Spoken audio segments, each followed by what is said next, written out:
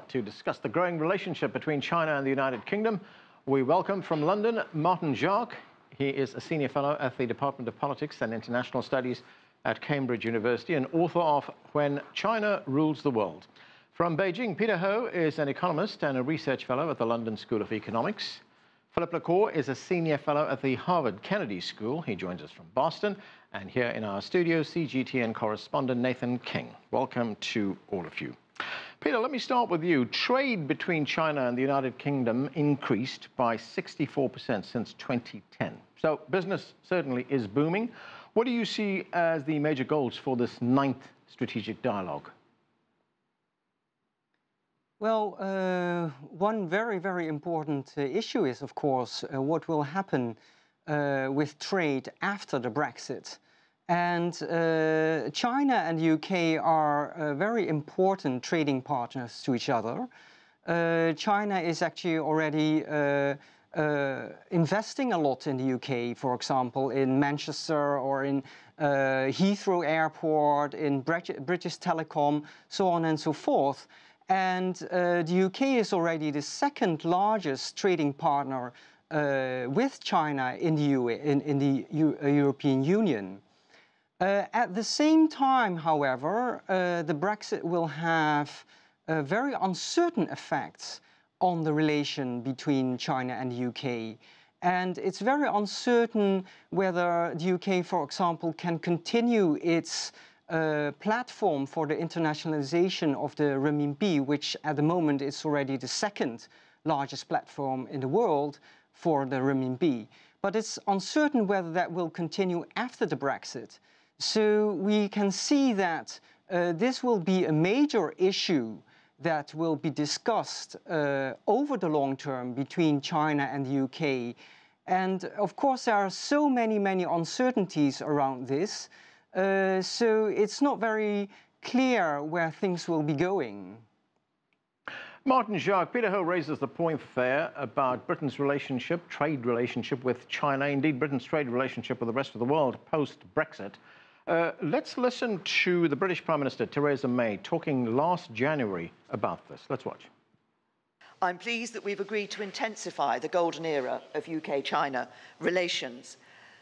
The UK and China are both global powers with a global outlook, and you made reference, Premier Lee, to the United Kingdom leaving the European Union. As we do so and become ever more outward-looking, and as China continues to reform and open up, we're committed to deepening our strong and vital partnership. So, Martin, how do you see this relationship evolve in terms of trade, economic relationship post-Brexit? Well, I think, first of all, Peter's quite right. I think still, even though we're now, at the 11th hour, we just don't know what is going to happen with regard to Brexit. I mean, there are still, more or less, the whole menu of options is still on the table. So it's very difficult to speak with any kind of certainty about the situation. I mean, I think that let's assume for the moment that Britain does exit the European Union, and there is maybe some kind of compromise on customs union and so on. I don't know exactly what that might look like.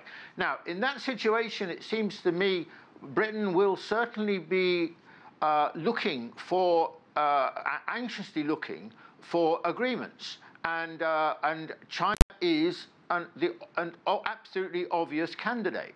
But you also have to say that since the departure of the Cameron-Osborne government and the declaration, if you like, of the golden age in the relationship, the leadership of the government under May has been much more cautious. I mean, it's not retracted, but it's been much more cautious in its attitude towards China. But when push comes to shove, it may well be, actually, that Britain has to be much bolder in its relationship with China. Certainly that possibility cannot be excluded.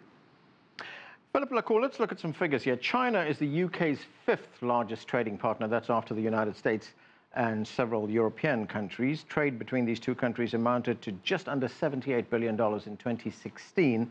and Britain also runs a trade deficit with China. Where do you see this going?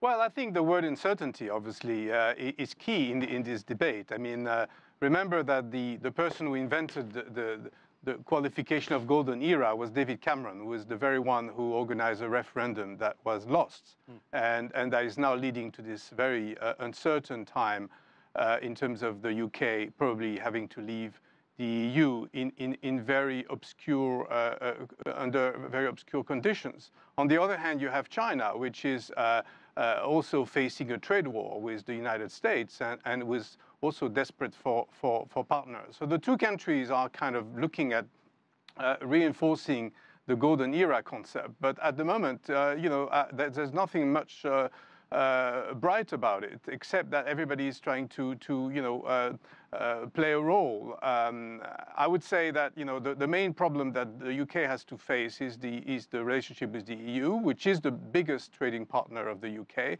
and China has to deal with the US, which is also its largest trade partner. Meanwhile, the EU, of course, is there, and as you know, last week President Juncker was in Washington, and there was this deal between President Trump and himself about lifting trade sanctions between the US and the EU. So that's probably a blow to the UK and to China in some ways.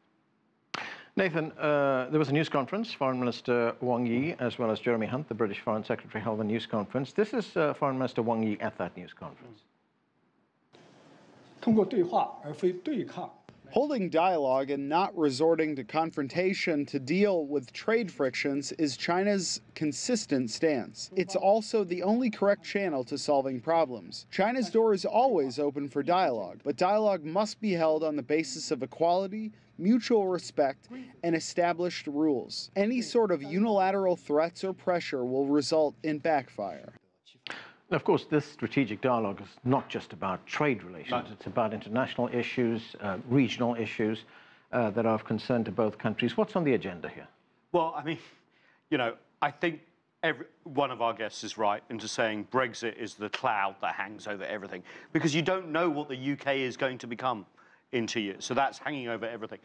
But there is also a worry from Beijing that the UK may be siding with the US and then other US allies when it comes to issues potentially in the South China Sea. There's, for example, a debate about sending a new aircraft carrier to work with Australian forces soon, which doesn't carry out freedom of navigation operations in the South China Sea. But the UK sending an aircraft carrier to the South China Sea, that's not great. So there's this sort of strategic dance, if you like. Also, the UK, of course, speaks up about Hong Kong more often than anyone else, considering their post-colonial relationship. But I think, really, this talk of a golden era, let's face it, happened in another era. And that was before the referendum, before Brexit. And Brexit is hanging over everything. And something that I've noticed, really interestingly, is that the US, under the Trump administration, would like the UK to be much more separate from Europe. We heard that from Donald Trump during his tumultuous visit to the UK. China sees it the other way, that they would still like the UK to be very much part of Europe because it's a chief financial center of Europe. Peter talked about the RMB trading hub. If the UK doesn't have its financial passport, as it's called, rights reserved about trading for free and without borders across the US when it comes, EU, when it comes to, for example, the financial services, that would make London a much less attractive destination for Beijing trading and capital as well. So I think everyone is in a wait-and-see game here. OK, there are strategic differences, but we really don't know yet what the UK is going to look like in a couple of years. Remember, they are negotiating Brexit in 2 years. Do you remember the Hong Kong handover back to China? Do you know how long that took to negotiate? 20 years. So it's really interesting time here. Philip, I just want to get back to a point, and you've written about this. You have said that Europe siding with Beijing, with China against Washington is a non-starter. Explain that to us, please. Well, I mean, as you know, there's something called the Transatlantic Alliance. I mean, the United States is a leading member of NATO, so is the UK. When you talk about preserving the international the rules-based international order, you're talking about freedom of navigation in the South China Sea. So sending an aircraft carrier, there's nothing really wrong about this. This is something that the UK or any sovereign nation can do if they want to use the freedom of navigation. So I think there are a number of common grounds between the UK and the US, and indeed with the EU. And don't forget that on defense issues and security issues, the UK is still very much part of the transatlantic alliance, as well as in close cooperation with its European neighbors. What do you make of that, Martin? Should we look separately at national security issues, international security issues, and trade issues?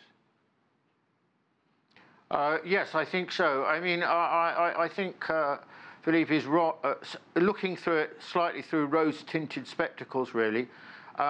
I mean, we're living through a period where there's very big shifts taking place of various kinds, most notably in the United States, to some extent in China. We're not sure, not so much with the EU. And I think that the relationship between the EU and the US is much less clear than he is suggesting. I don't think, by the way, that what was done last week with Juncker when he went to Washington can be called an agreement. I think that this is just an opening conversation rather than something which is finalized.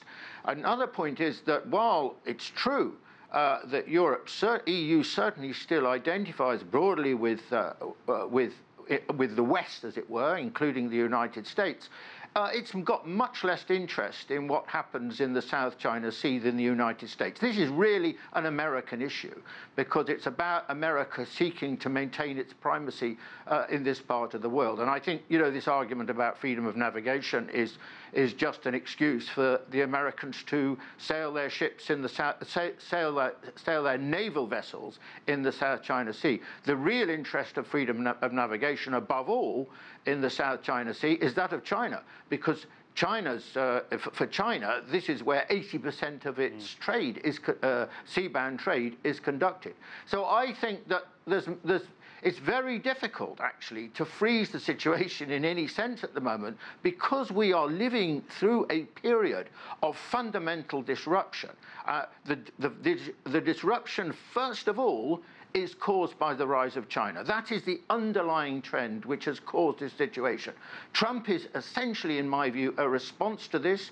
It's finally a belated recognition by the United States that China is a challenge to its position of primacy. And as a result of this, all the pieces on the board, the global board, in some way or other, are moving around and shifting around. And it's very difficult still to see, where they're all going to fall. And Britain in this situation is a relatively small player, of course, but sometimes small players can play a big role. And a little example of this was in 2014, when the British government, really led by Cameron and especially Osborne, decided to make first mover advantage and join the AIIB. Could Britain do something like that again? It's got to think in very different terms to the ways it's thought in the past. Whether it's capable of that, of course, is another matter. OK, lots more to discuss, but we are going to take a break right now. Stay with us, you're watching The Heat.